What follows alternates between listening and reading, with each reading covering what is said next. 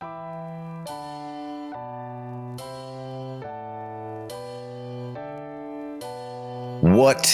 is good? We're back. We got a little Market Watch Monday presented by ProphetX. Moves to make, right? Meow. All right. Every Monday we sit down, we look at some guys in the market, what we like, what we don't like. Today we're going to run over Jacory Croskey-Merritt. We're going to look over maybe a little sell high on Waddle, sell high on Debo, maybe some buy low on Barkley. And then what are we doing with Jameson Williams? And at the end, let's talk a little breakout from rookie Mason Taylor, whether we think it's for real and kind of what the market looks like that on that. So first order of business today, I just want to make a statement of do not sell Emeka Egbuka. You don't have to sell high on him. You drafted him.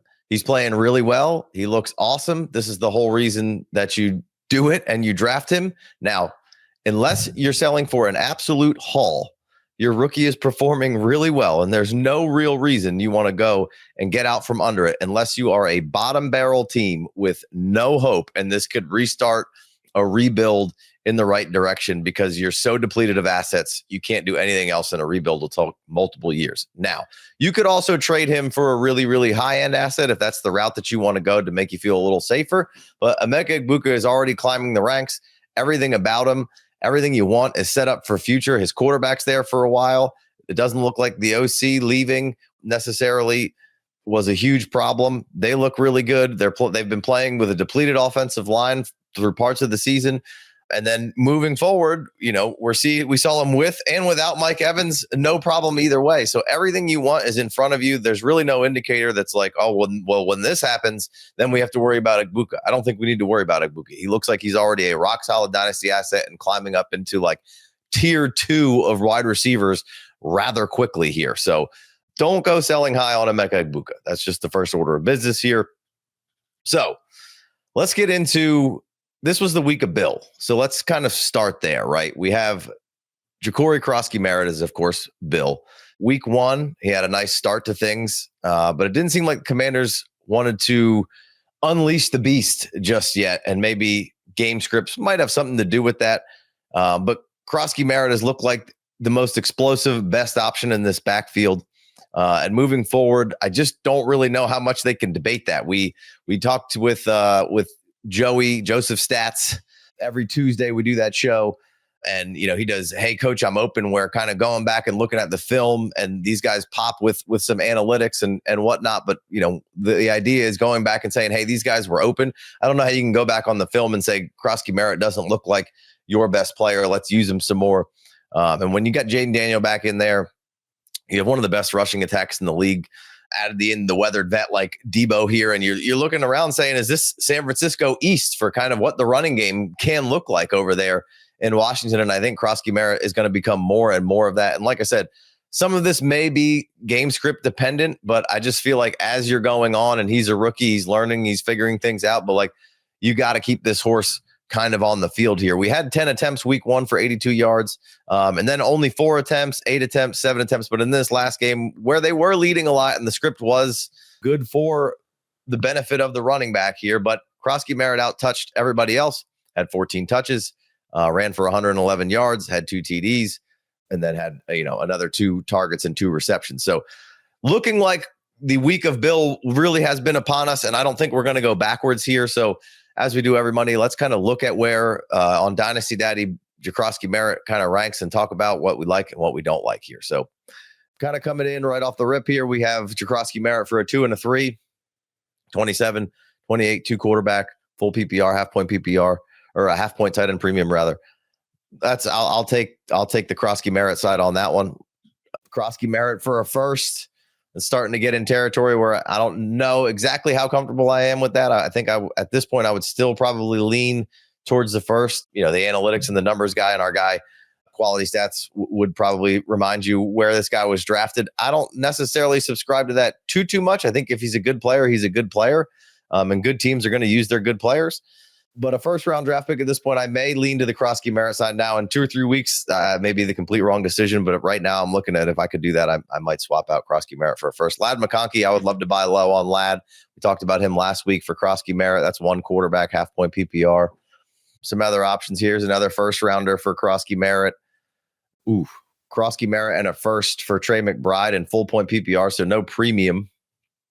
It's kind of interesting. Probably still on the Trey McBride side on that one. Start 8, so shallower lineup. Luther Burden, my guy, or Croskey-Merritt and Najee Harris, who's out with an Achilles right now, which is not the best. It really put me in a pickle on that one. I think Luther Burden's talent is insane, and I hate pointing back to the draft capital and being one of those kind of guys, but I do still want Luther Burden. But I mean, right now it seems like Croskey-Merritt is the right answer. But I'm going long term. I'm saying Luther Burden is going to be the truth, and a big part of this Bears growth of where they're going in the coming years with him and Rome just kind of leading the way, and Caleb kind of figuring it out. And if Caleb, I think, figures it out, that really unlocks this offense to be, with Ben Johnson, one of the better offenses across the league. We've already kind of seen it a little bit. Caleb's performing at a fairly high level for fantasy quarterback wise. Rome Odunze seems to be locked in as the one, and I think Luther Burden's coming right in behind him, kind of as things go and as things mature on that team and they figure some out. Luther Burden going to be a big part of it, so I like Luther there. Another one for Lad. Here's Jacory Croskey-Merritt for Jameson Williams, and we'll see this trade later because we are going to talk about Jamo, and you probably should say I'll buy the dip on Jamo there, but right now I'm gonna lean on the Croskey-Merritt side of I don't know what the plan is for Jameson Williams right now, and it doesn't look awesome, and it looks like kind of maybe two things heading in separate directions there. Croskey-Merritt getting more love, Jameson Williams getting less, but it's you don't want to fall victim of what we just saw necessarily. Here's another good one, Croskey-Merritt for T. Higgins. I'm still going to buy T. There's got to be a big dip on T right now because that offense is just awful. So there's some interesting value here on Croskey-Merritt, and while I still really like the guy and I'm glad to have drafted him and have him on some teams, I would be kind of pushing him out there for some big sells, turnarounds for some already really proven guys like, say, your Ladd McConkey's or a T. Higgins. But yeah, no, I mean, good value right now on Croskey-Merritt. So not saying you have to sell him, not even saying you should sell him. I'm just trying to give you an idea what you could get and what I might be interested in getting if I were a Jacory Croskey-Merritt seller. All right, let's jump into some sell highs, potentially. Now, Jaylen Waddle, he's got 2 more years in Miami. Hill ain't coming home anytime soon. So if you're a hater, this is your chance to say, see ya to Waddle. Now, I'm not necessarily in that camp. I'm not saying that I'm a full-fledged Jaylen Waddle hater by any means. Over the last week, when Hill was out of the game plan and he was a big part, now they were playing Carolina, but he had 23 fantasy points. He had 9 targets, 6 receptions, and 110 yards.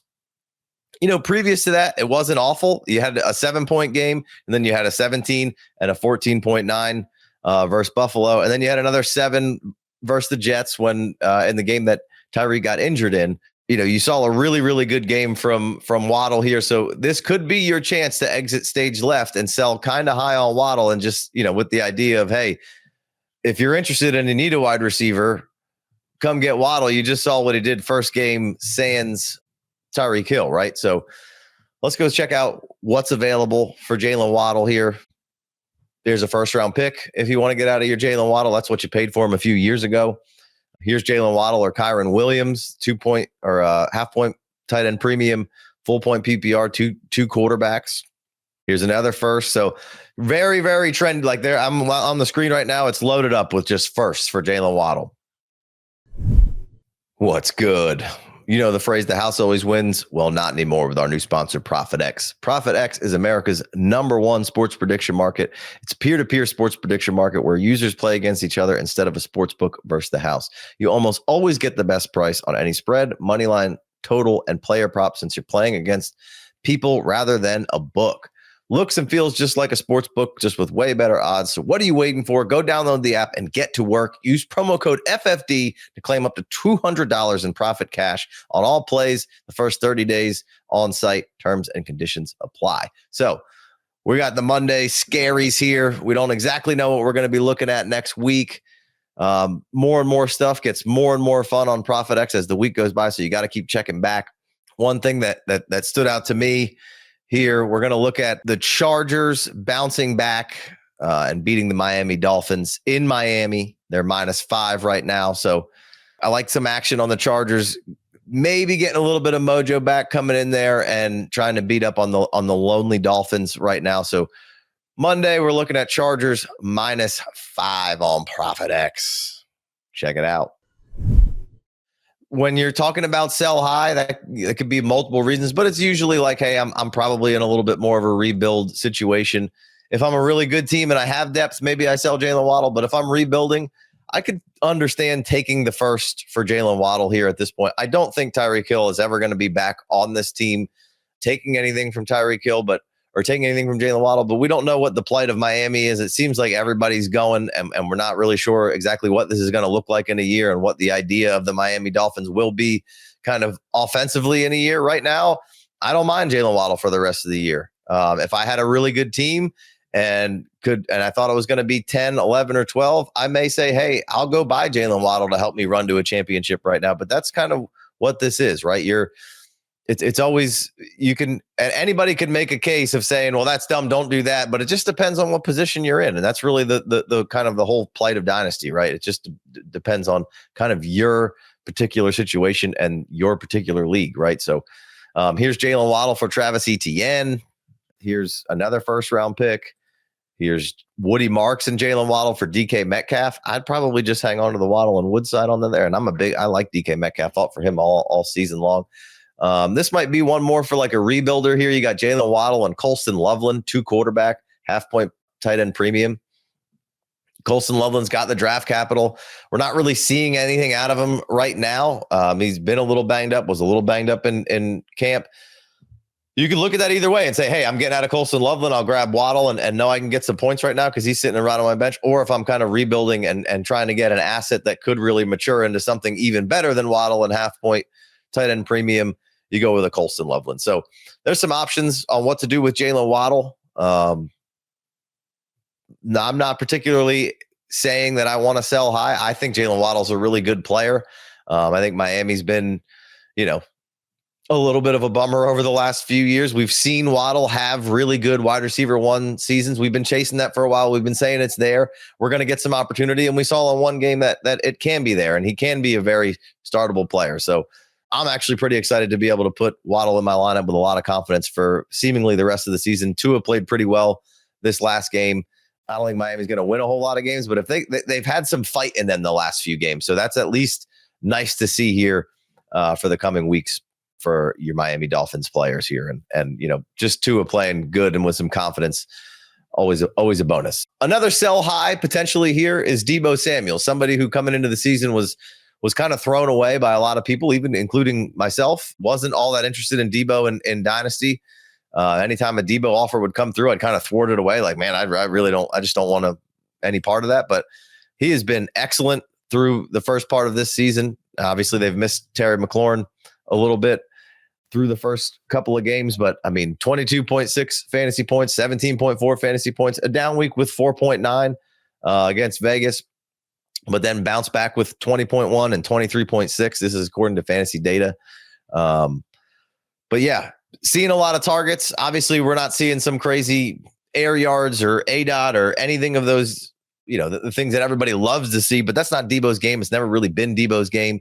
He can get you some targets down the field, but kind of, again, like I stated with Croskey-Merritt with Bill there, once this running game gets going, Jaden Daniels maybe gets back and gets even a little bit healthier. What Deebo can do for your team and what Deebo could do for this team is ridiculous. And he's already done a really good job filling in as being kind of their pseudo number 1. If we could get Terry back, which is a little kind of touch and go right now, he's seeing a core muscle specialist and he's got a quad injury. So not exactly sure what's going on. This could be a longer term thing. They hadn't put him on IR yet, but either way, I see it. I see Deebo as, I don't see any reason why this doesn't continue unless something happens to Deebo, which has been a part of his resume, which is why maybe you want to get out. But again, if you're a championship competitor right now, Deebo is just what the doctor ordered, man. This is a guy you can throw in your third wide receiver in your flex right now because you probably didn't pay anything for him or you hadn't been depending on him. And now this has been the ultimate bonus. But right now he's 26% target share. That's good for 11th in the league, 29% 29.2% of team market share. That's 19th in the league. 30% first read target share. That's 15th overall in the league. So all pretty good markers for somebody that, we all kind of considered as being like, I don't know if I want anything to do. Last time we saw him, he was kind of, a little bit of a few snacks over where we'd like to see him. And then he had, the pneumonia, the fluid in the lungs. And it just, we hadn't seen a complete bit from Deebo Samuel looking spry out there like he looks right now. So when Deebo is good, he is awesome. And he is a difference maker for your actual team and your fantasy team. So let's take a peek kind of where Deebo's value is, see what you might want to be able to do with him, see what you might expect to get for him or trade for. Like, again, we talked about the first with Waddle. I could see it going either way. Dude, if right now, if I'm a competitor and I can trade a 2 for Deebo Samuel right here, first thing I pulled up, 26-2, Deebo Samuel. Now, this is only half-point PPR, but not a terrible half-point PPR player because he can rack up some yak and he'll get some carries here and there. So that's being half-point PPR. Let's look at some more options here. I don't like to look at the ones with a ton of stuff. Here's DJ Moore for Deebo, a 3 and a 4. Deebo being a little bit older, but DJ Moore hasn't necessarily given you the return that you wanted to see week in, week out. Is DJ Moore going to be on the move with Chicago? I could see if I'm a competitor right now, I just want to move to Deebo Samuel and catch that extra 3 and 4, and maybe I lose value in the offseason because DJ Moore is going to have a little bit better value kind of moving in through the offseason. But if you're a winner, I don't really care about offseason value right this second. That's what I'm trying to win. So, and Deebo could be a bigger part of that than I think DJ Moore is. But on the flip side of that, Bears come off this bye, continue to get better and better on offense. DJ Moore certainly has a role on this team. It's not like he's just vaporized into the ether. So more and more I think about that, I might stick with DJ Moore. That's a tough one, which is what you like. That's what you like when you see trade offers. Would I do that? And here's Xavier Legette and a 3. Here's Deebo Samuel for Arian Smith and a 3.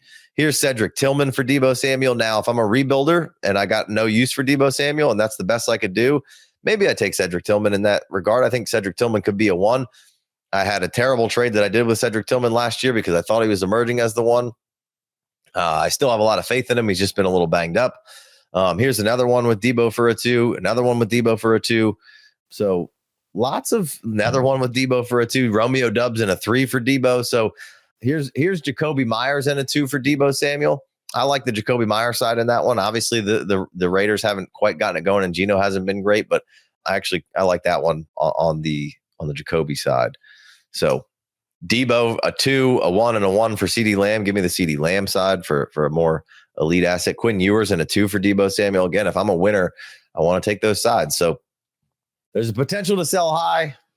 Came away from that saying, hey, I don't know that I necessarily want to sort of sell high a ton on Deebo Samuel if I'm a competitor. And if I'm the other way, I'm gonna keep the 2 necessarily maybe wouldn't be enough for me, but where you were coming from last season on the Deebo Samuel trade, you're kind of excited to get a 2 right now. So that's probably why you're seeing a lot of 2s, because a lot of people were probably trying to move Deebo for a 2 in your rookie drafts or most of the offseason, and now he's scoring points. I would think maybe you can increase that offer a little bit, but as teams get more and more serious, that offer might get a little better as long as Deebo doesn't get hurt. So, all right, let's move on. Let's talk about maybe some potential buy lows here. We've got Saquon Barkley, obviously not necessarily coming out with the output that you want to see. In this game, this past game, only 6 carries for him. But the fact that Saquon really hasn't gotten going, and we're not talking about how good Saquon's season is, and he still scored 18, 17, 9.5, 17, and 17 fantasy points in PPR here. If there's a window and a world where somebody wants to get out from Saquon Barkley, and again, I know we're talking a lot, you have to be a competitor to want to buy an older player like Saquon Barkley. So, Saquon Barkley isn't getting any younger, obviously, but he's still scoring fantasy points, and the Eagles' offense isn't clicking. Now, maybe this is an issue all year, and we never quite get back to the Eagles' Kellen Moore version, and this new version of the OC never does quite figure it out. I'm going to say there's too many good players on that team to not figure it out, and maybe you move on from the OC at some point if it's really not working out. Again, Eagles have a really good record, so moving on from your OC at this point sounds a little silly in theory, but again, it just can't seem to get all the pieces moving in the right direction. that sets up to say, I think Saquon Barkley is a nice buy low right now if you're a competitor. This is an elite asset who isn't clicking on all cylinders and is still putting up very, very solid numbers week in, week out. So I think we could see another level that this goes to for Saquon Barkley here kind of down the road. So let's check out some options for Saquon Barkley. Here's Josh Jacobs and a 26-2 for Saquon Barkley. I like the Barkley side. If I'm a good player, here's a first and a second for Saquon Barkley. Hey, if I'm a rebuilder, I can see that going anyway. I'm getting a 1 and a 2 right now for Saquon. Here's 2 firsts for Saquon. That's Hunter Henry and Saquon Barkley and a half-point tight end premium. So it looks like, 2 firsts, a first and a second and a good running back right now. Or, like the 2 in Jacobs could potentially get you Saquon Barkley. Here's Trey Harris, a first and a third for Saquon Barkley. I like that. On the Barkley side, here's Barkley for Olave and Troy Franklin. Here's Barkley for a first and a third. Here's Barkley for a first and a second. I like this one here. Barkley and Pickens for Quinshon Judkins in a first and a second. If you want to get younger and competitor on the other side, getting Pickens, getting Quinshon a first and a second. It's only half-point PPR too, which I think, for me, obviously runs up the value of the running back, but you get younger and you get some picks. I don't mind that at all, especially in half-point PPR trading Barkley for Quinshon Judkins. He was a hold away over there from having a huge game against Minnesota, broke a nice runoff and it got called back, unfortunately, or maybe it was a shift. I don't remember. But I don't mind making that move. Here's RJ Harvey and a first for Saquon Barkley and a third. I like that move on the Barkley side. Let's see here. Kenny Walker and 3 2s for Saquon Barkley. So some action for Kenny 3 sticks over there. But yeah, coming into this, here's Javonte Williams, who, was left for dead, and a first for Saquon Barkley. So I think there's some nice options to potentially go check out what your league mates are thinking about Saquon Barkley, who's still performing again at a reasonable level, scoring you fantasy points, not necessarily a detriment to your lineup. He's not the elite asset of fantasy points that you expect him to be, or at least you expect from what you saw last year, because there were plenty of people who were ready to give up on Saquon Barkley and said he stinks. Not quite where we were last year. He's not going to run for 2,000 yards, but I think very, very solid player here with an opportunity to buy low. So let's jump over to a very much underperforming player right now, where we've got a lot of questions in the Discord about what to do with Jameson Williams. And he right now is one of the bigger enigmas of trying to figure out exactly what and why. Like, you spent the offseason paying for this guy, right? And then he just really hasn't been used. You're standing there looking around saying, we came off of a season in 24 where he had 212 fantasy points, 91 targets, over 1,000 yards, 7 TDs. And we thought we were like just about to just really cross the threshold of what we expect year over year from Jamo. And now what the Lions have done is they transitioned into what at least I didn't expect them to transition this well offensively. And after that week 1 blunder and looking terribly lost, they've come out and been absolutely electric on offense. Everybody except Jameson Williams, right? So you've got 18.5 points or 18.8 points week 2, the best output we've seen. And that was in that crazy game where they put up 50 against Chicago. And that was on 2 receptions. He's really scraping the bottom of the barrel. And it's not even like first game, he had 5 targets, 4, 3. Now they did in the Cleveland game, they did get him 8 targets, but only converted 2 for 40. You'd have to think it's coming. So if you want to sell Jamo, I think you got to try to wait until you see an explosion game. But let's just kind of check out the market, see where it is, see if there's still some availability of saying, hey, I can find something good right now and get out of Jameson Williams. But again, I think I would wait here. So here's Jameson Williams, a first, and Cortland Sutton. I don't like that trade at all. Half-point PPR. Yeah, I don't like that. We got Jameson Williams for a 3 and a 2. Jameson Williams and a 2 for Derrick Henry. So we got some pretty low price points. Here's that trade from earlier. Jameson Williams for Jacory Croskey-Merritt. Like I said, the player that Jameson Williams is, I want Jameson Williams over Jacory Croskey-Merritt over Bill. But right now in my lineup, I'm going to start, I think, trusting Bill more and more. And while that trade looks kind of silly right this second, I get it. And I'm harder and harder to say, yeah, that's a dumb trade. It's looking like something that could be very interesting and could be very wrong in 3 or 4 games when Jameson Williams just goes on a tear. But St. Brown is crushing it. Gibbs doing well. Montgomery's a little hit or miss. Laporta's up and down, but Tesla keeps working his way in there. I don't know why they didn't just move on from Jamo and just go with Tesla if this is the usage that you're going to see from Jamo. I would think at some point, squeaky wheel going to get the grease, like I've kind of said. We got Jameson Williams for DeAndre Swift and a 2026 second here. I want to stick with Jameson Williams for that, but it's getting harder and harder to say so. Let's see here. Jameson Williams and a 4th for Kenny Walker. Give me Kenny Walker all day. Here's a in-team trade, Montgomery for Jameson Williams. Think I'm going to stick with Jameson Williams there. Javonte Williams and Jameson Williams from Drake London. That's a smash all day, but that can't be super duper real. Jameson Williams or Brock Purdy and Superflex. I'll take Brock Purdy. Jameson Williams and a 2nd for Geno Smith and DJ Moore. That's just a whole bunch of yuck there. I guess if I really need the quarterback, I guess I could go. I think I'm going Jamo in the 2. I don't really like any part of that trade. Hey guys, quick reminder. If you haven't signed up for the free Discord or the free Patreon, what are you waiting for? Click the link in the description. Jameson Williams or T-Law and a 3rd Superflex. Give me T-Law in the 3rd. Jameson Williams and 2 firsts for Nico Collins. I think you still got to go on the Nico side there. Still looks like a killer. Maybe they're figuring some things out. Here's Jameson Williams in a 1st for Egbuka all day long. Give me Egbuka. So some ups and downs here with Jameson Williams value. I would say hold right now on Jameson Williams. Can't put him in your lineup. Maybe you can see a little squeaky wheel getting the grease kind of situation here with him. Here's another one. Jameson Williams and a 3rd for Calvin Ridley and a 3 and a 2.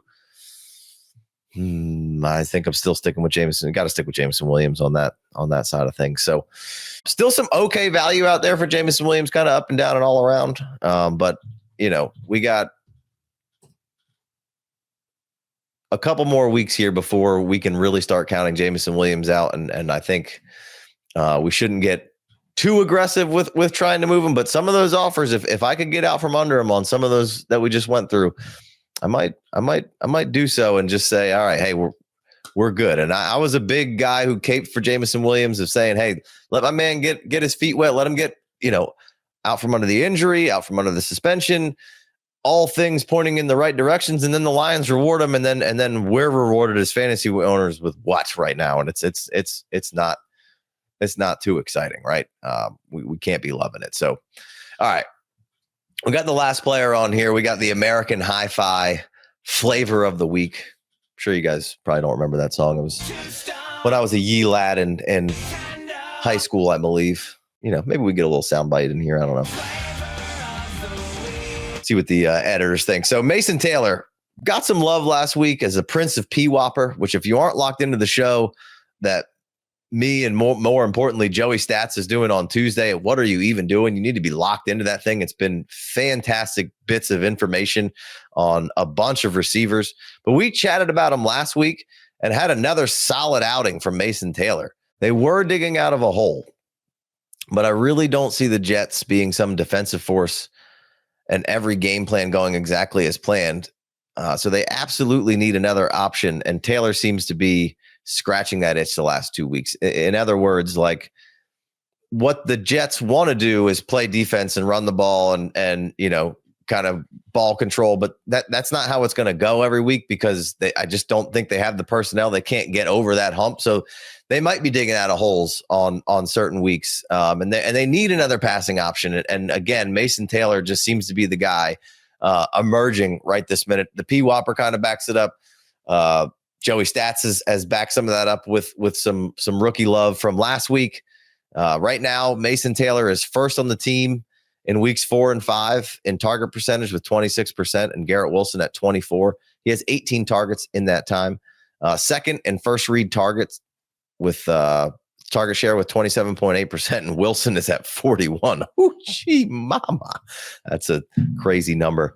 But more and more, you're seeing Taylor kind of ascend as being the kind of second receiving option outside of maybe Breece Hall in this offense. We've seen some nice alignment from him. We've seen 15% out wide, 31% in the slot, and 52% in line from Mason Taylor. So somebody that they're kind of spreading around, which, you know, is nice. You can get some different matchups. But let's go see kind of where Mason Taylor racks up here on the Dynasty Daddy. Let's see what trades we can kind of find for him and see if there's maybe still some wiggle room to go buy kind of your Mason Taylors right now. So obviously, we've seen, you know, not a great start to the tight end landscape. So people are probably clamoring for this guy. He's got good draft capital. He's somebody we were kind of middled on when we got to the chunk of tight ends. I liked Arroyo more than him. But right now he's a much more startable player. So we got Mason Taylor or Woody Marks here. Full point tight end premium. That's Mason Taylor all day. Mason Taylor or Elijah Arroyo in a second, half point PPR. I'm going to stick with my boy Elijah Arroyo, although AJ Barner right now is wrecking some dreams. Mason Taylor or CJ Stroud and 2 quarterback full point PPR. That's got to be CJ Stroud. Mason Taylor or a second and Travis Kelce. That's a nice little rebuilder pickup. I like that. Tony Pollard and a fourth for Mason Taylor and a third half point PPR. I'm probably going to stick with Tony Pollard there. I know he's getting a little older and the Titans stink, but I still think there's plenty of juice left in that tank.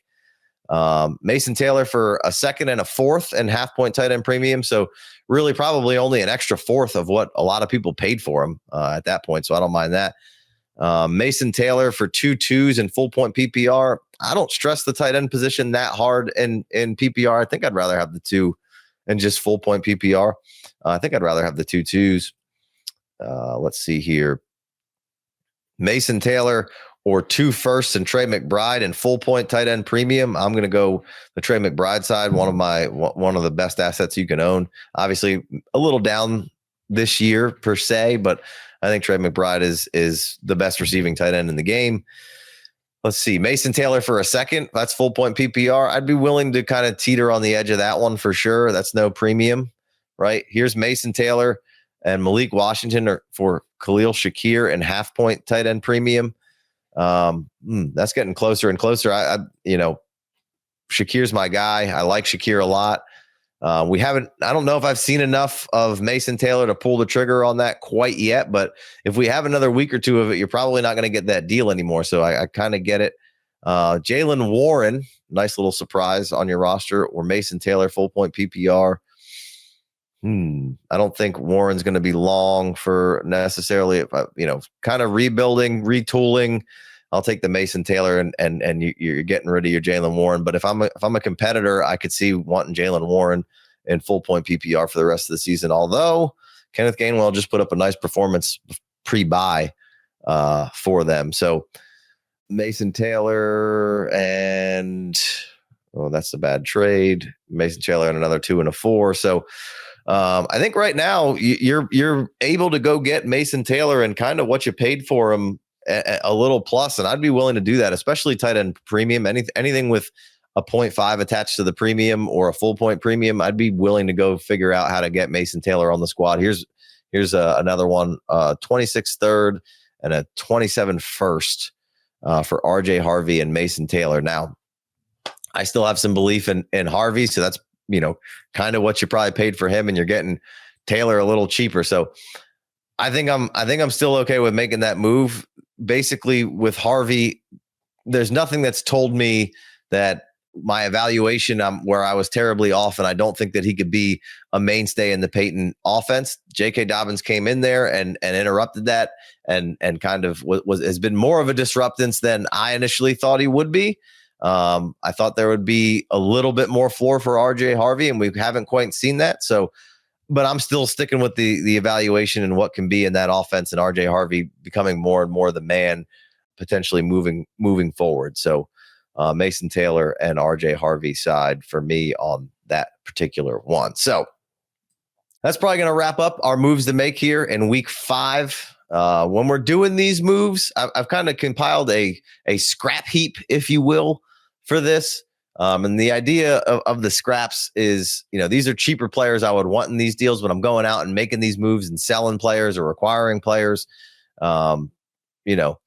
These are players that I would try to be getting in the deal. And I just threw together a quick list as I was going through this of players that, that are pretty free right now that I'd be trying to get. And the first one that really jumps out to me is Jalen McMillan. On any trade that I'm doing right now, I'd be heat checking where the guy is on Jalen McMillan or girl. But right now he's a forgotten asset, and he was a really, really strong rookie, and he should be coming back at the end of the season and coming in here. And maybe Mike Evans will be back, and maybe Godwin will be back to full strength.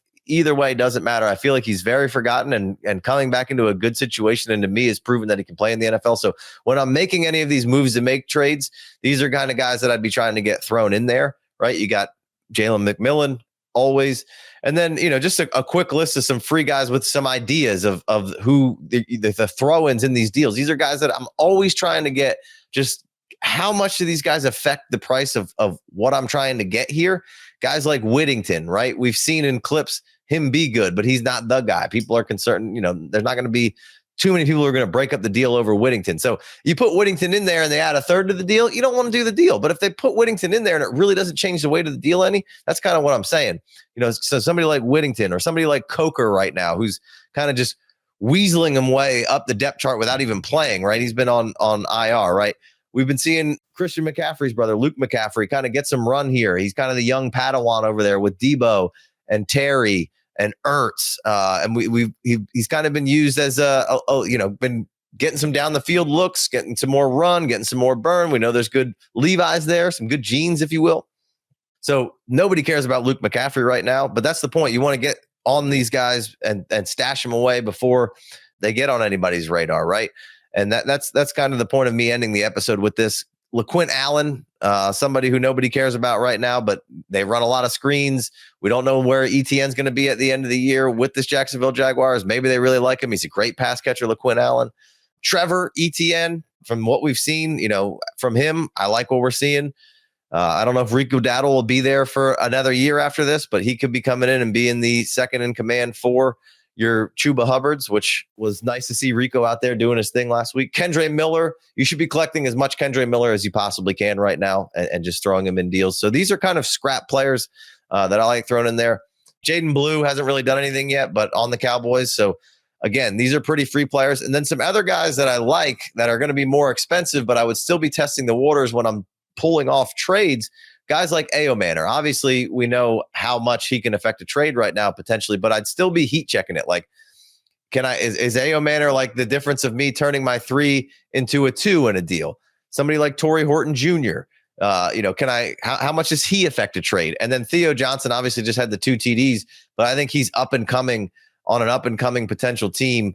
And even if even if I had to up the deal just a little bit to get those guys in, like I'm not saying that Ayomanor and Horton go in there and, now I want to completely rework the deal and everything got way more expensive. But, those free guys are down there to heat check. And then I also want to kind of heat check prospects like that. So if somebody isn't keen necessarily on what Horton's doing and they view him as expendable just to get a deal done, great. Same thing with Theo Johnson. Obviously just a bad time necessarily for Theo because he scored 2 touchdowns. But other than that, it hasn't been necessarily the best thing, but I think it's happening. It's up and coming. They're gonna have to lean on Theo. He's in the slot a lot over these last couple of weeks. So, and then Ayomanor, I think the cat's out of the bag there, but I'd still be checking on when I'm getting these deals done. How much does Ayomanor affect the price on some of these bigger market players that are maybe a little older? Like if I was going from Debo down, I'd want to add Ayomanor into the deal and a second. And can I get that done? What's that going to happen if I'm trading that older player, like just using Debo as an example in this one? So just kind of wanted to throw, I'd like to kind of work that in each week, like a list of scrap heap players of kickers that you should be just every trade, just try to squeeze that little bit more out because those guys can turn into things. And I don't even need them to turn into like great things. I just needed them to turn into like another asset that I can add to a trade that adds a little value in my favor the next time that I want to move somebody. So, all right, let's wrap it up. I've talked for too long. Solo show. No Big Co tonight. No Chev tonight. Just your boy Casey. So hope you liked it. I haven't done a solo show in a while. So appreciate you guys and we'll catch you next week. Peace.